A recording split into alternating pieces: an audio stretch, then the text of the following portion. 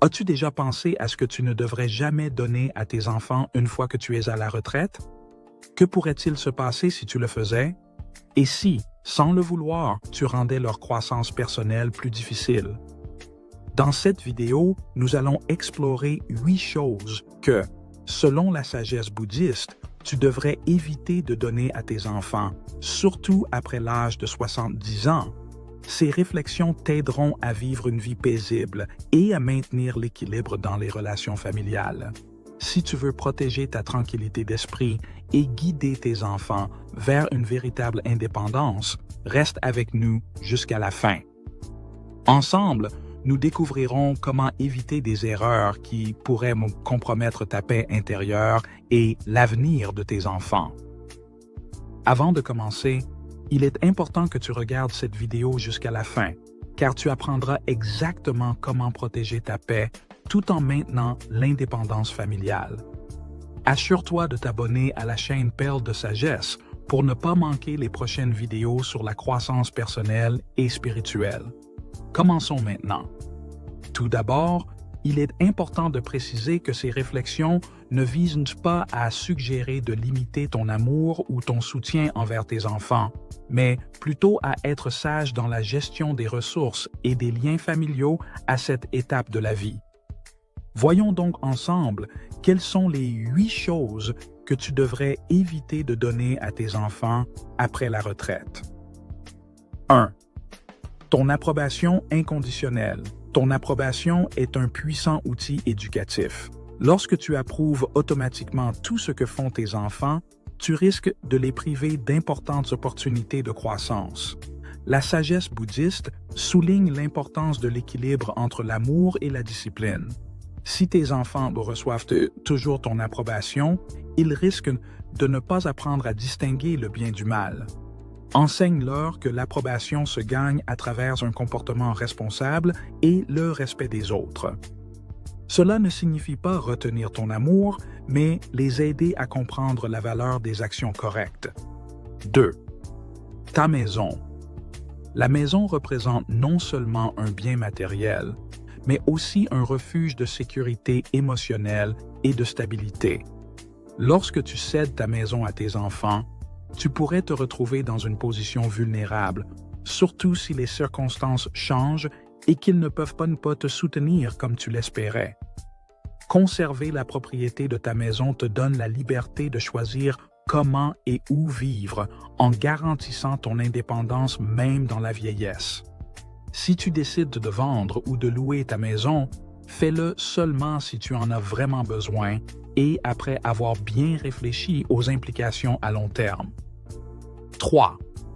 Des solutions immédiates à leurs problèmes. En tant que parent, il est naturel de vouloir protéger ses enfants de toute difficulté.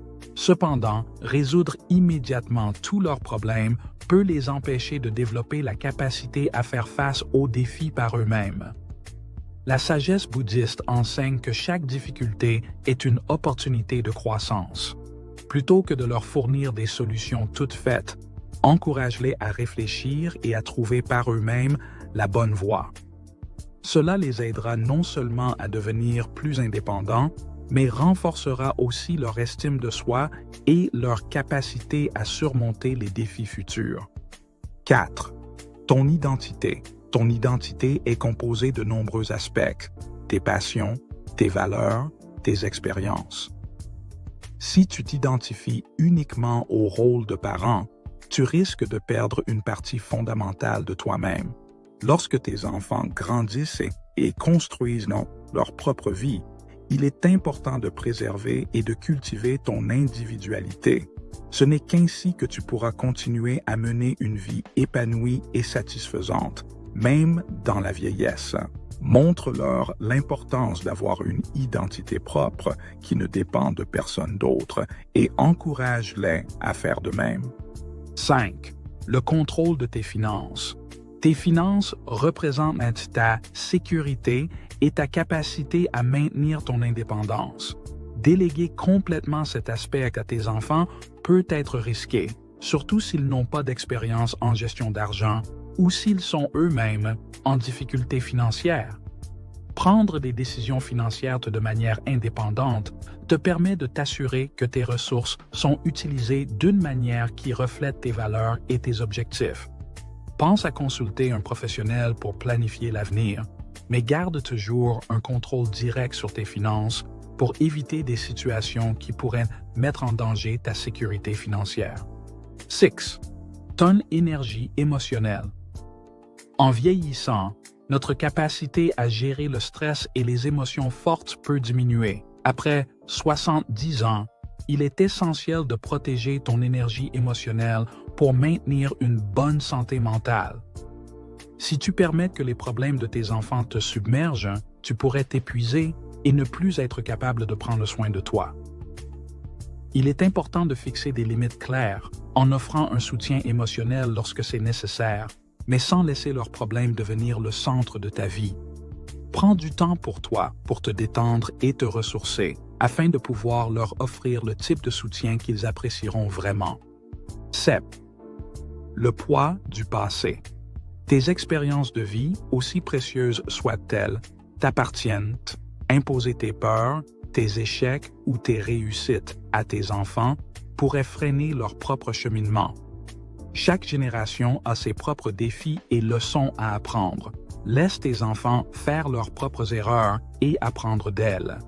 Cela les aidera non seulement à développer leur résilience, mais te permettra aussi de laisser le passé derrière toi et de vivre dans le présent.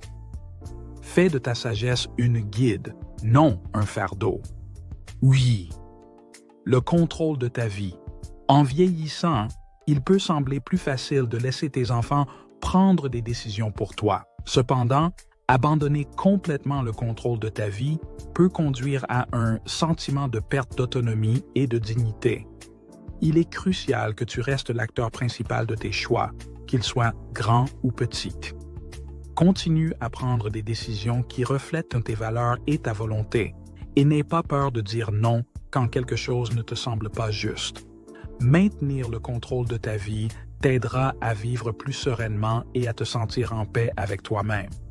La retraite n'est pas seulement un moment de repos, mais une opportunité de te redécouvrir et de renforcer ta relation avec tes enfants sur des bases plus équilibrées et saines.